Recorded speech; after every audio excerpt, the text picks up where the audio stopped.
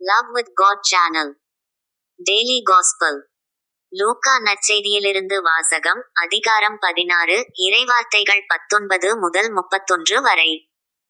செல்வர் ஒருவர் இருந்தார்.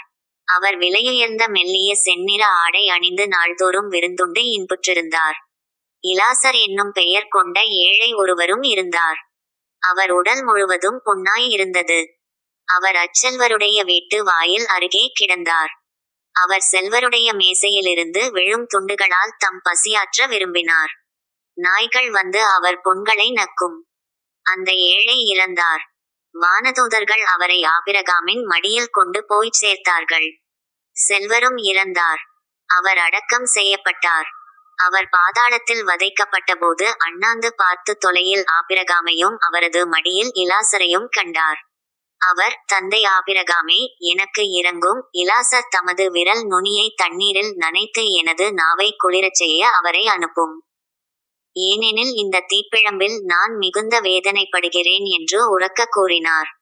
அதற்கு ஆபிரகாம், மகனே, நீ உன் வாழ்நாளில் நலன்களையே பெற்றாய், அதே வேளையில் இலாசர் இன்னல்களையே அடைந்தார்.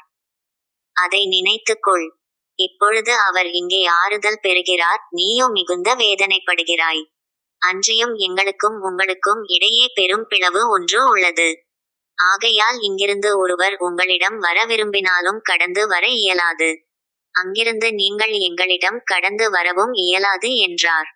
அவர், அப்படியானால் தந்தையே, அவரை என் தந்தை வீட்டுக்கு அனுப்புமாறு உம்மிடம் வேண்டுகிறேன். எனக்கு 5 சகோதரர்கள் உண்டு.